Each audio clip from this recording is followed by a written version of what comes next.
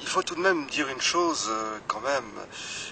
Vous, Oscar Fressinger, bon, il semble que vous puissiez parler très librement dans votre pays au sujet de cette votation, que vous ayez pu l'amener aussi librement au point qu'il y ait un suffrage finalement, parce que, hormis le système démocratique de la Suisse, qui, à mon avis, devrait être un exemple à suivre dans le monde, la Suisse, vous me direz si je me trompe, ne compte seulement sur son sol que 400 000 à peu près résidents musulmans, peut-être 5% de la population, tandis qu'en France, notamment, leur nombre avoisine au bas mot les 10 millions, soit un habitant sur 6.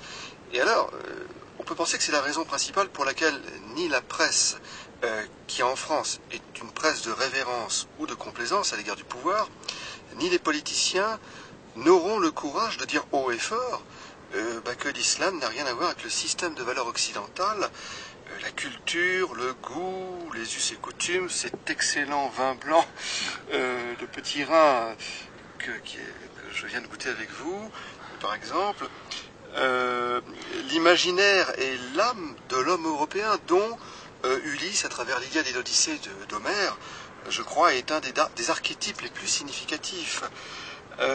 Et donc n'auront jamais le courage et la volonté de proposer une telle loi, comme ici, car on risquerait de voir déferler dans les rues des marées de musulmans et toute la bien-pensance de gauche comme de droite. Alors les camarades commissaires à la pensée évoquent souvent les vagues d'immigration des Polonais, des Italiens, etc. Mais les mettent sur le même plan ethnique ou civilisationnel que les migrants qui viennent d'Afrique du Nord notamment, ou d'ailleurs. Et alors personne n'ose relever cette imposture intellectuelle de peur d'être taxé de raciste et de finir sous la première guillotine. On connaît bien ça en France. Alors aujourd'hui d'ailleurs en France, les mêmes qui jadis approuvaient le FLN en Algérie et son sinistre ultimatum, entre guillemets, la valise ou le cercueil, à l'adresse des Français ou des harkis, aujourd'hui, telle une boniche désolée qui vient de briser un vase en porcelaine, nous serine. Ah ben maintenant qu'ils sont installés ici, il faut bien s'arranger avec eux dans l'intérêt du vivre ensemble. Alors, quand on voit quand même les émeutes qui ont eu lieu dans les banlieues, l'islamisation galopante des villes, comme Roubaix par exemple, les agressions contre les Blancs et la haine des Blancs par exemple, alors il a plutôt grise mine leur vivre ensemble. Alors, Oscar Fressinger, bon, est-ce que vous ne croyez pas qu'un jour la France risque de devenir la bande de Gaza de la Suisse et qu'il faudra construire un mur de protection ? Oui, je pense que c'est franchement les perspectives très peu réjouissantes qui me semblent les plus vraisemblables. Pour moi, la France est foutue. Pour moi, elle est déjà foutue. La Grande-Bretagne, depuis un certain temps, la France aussi, maintenant, suit ce trend. En Suisse, nous avons essayé d'agir très rapidement dès l'ouverture des frontières, parce qu'on a maintenant aussi Schengen et la libre circulation, et donc on ne peut plus à ce point se protéger de certains développements qui ont quand même détruit la situation sociale dans les pays avoisinants. Moi, ce que je prévois, et ça c'est cette terrible erreur des sociétés occidentales, c'est ça vient de mai 68, où on disait éliminons les Alpes, vue libre sur la Méditerranée. C'était un peu, je me souviens cette phrase utilisée en allemand, hein, Weg mit den Alpen, freie Sicht aufs Mittelmeer, il disait en allemand. Et le problème, c'est que ces Alpes ne sont pas simplement que quelque chose qui est une barrière, quelque chose qui restreint, c'est quelque chose qui élève aussi. Sur la difficulté, j'arrive à grandir, à m'élever, je dois vaincre mes faiblesses, je dois aller au-delà de moi-même, au-delà des conventions, des sentiers battus. C'est un défi. Et je crois que la société occidentale depuis le siècle des Lumières, elle a emprunté ce chemin. Nous avons connu nous aussi le règne d'un dogme unique et écrasant durant pas mal de siècles, hein, et nous avons mis beaucoup de temps pour nous en libérer et pour arriver à individualiser la pratique religieuse, pour arriver à pratiquer la démocratie, la liberté d'expression, etc. Actuellement, on est en train de remettre tout ça en jeu parce que, au nom du multiculturalisme, on fait rentrer en fait une société qui n'a pas du tout le sens du multiculturalisme, qui est en fait une doctrine purement monoculturelle. on veut introduire par tête de pont, par banlieue, par ghetto, à travers le communautarisme, une sorte de société parallèle.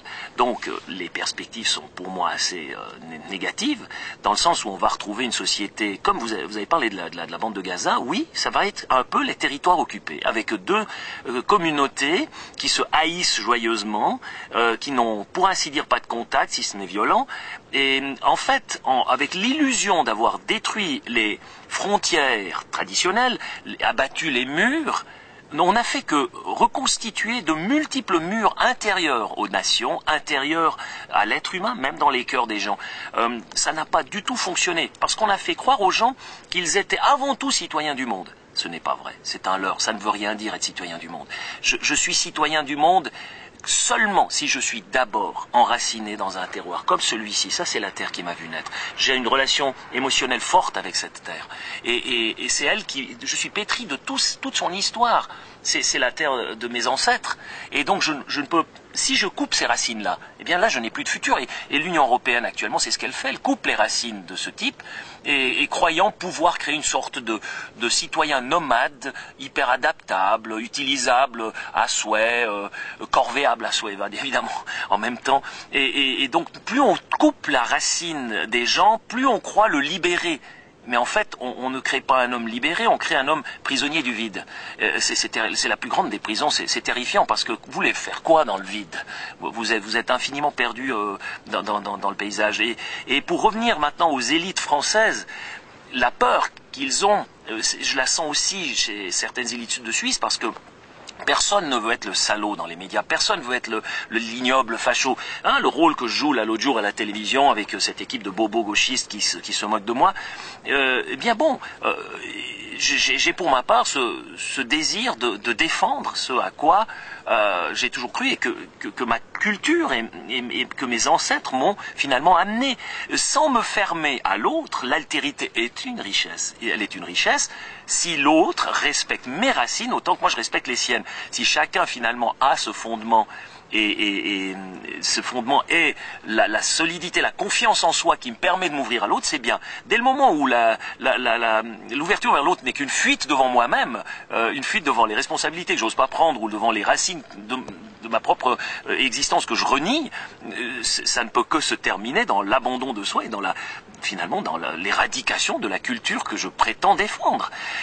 Les élites ont peur parce qu'elles sont soumises à une pression terrible des médias et ce que je constate aussi en Suisse, pour la plupart elles sont achetées. C'est des gens qui touchent des salaires de différents lobbies, ils sont au croisement de différents liens d'intérêt et donc leurs décisions ne sont pas innocentes, ce ne sont plus réellement des représentants du peuple. Les élites suisses ont moins de pouvoir parce qu'il y a la démocratie directe. Chez nous, le peuple est l'opposition. Donc quand les élites poussent trop loin le bouchon, le peuple réagit, comme il l'a fait le 29 novembre. Le peuple dit, attendez voir, le souverain, ici c'est nous. Et ça, en Europe, les élites n'ont pas à le craindre. Ils ont tellement bien construit leur machine que le peuple est en fait castré, il est eunuque. Il peut constater, il ne peut plus rien faire. Il peut exprimer sa mauvaise humeur tant qu'il veut. Les institutions ne lui permettent pas de l'exprimer réellement dans le jeu politique. Oui, alors tous les 4 ans, on va voter pour tel ou tel, mais finalement, le plan de société se ressemble terriblement et on évitera toujours que quelqu'un représentant un autre plan de société, une autre vision de la culture, puisse arriver au pouvoir. Parce que les intérêts financiers et politiques sont à tel point mêlés les uns aux autres que toute la liberté d'action est perdue. Et alors on les paye royalement, ces élites, on leur paye ils ont des secrétariats, ils ont une rente à vie, etc. Ce que nous n'avons pas, nous sommes des miliciens, moi j'enseigne encore à 65%. Je dois donc constamment rendre compte au peuple qui est mon souverain. Qui est mon souverain, c'est mes concitoyens, les souverains, ils ont le droit de me demander des comptes, je dois expliquer, faire des débats, accepter de descendre dans l'arène.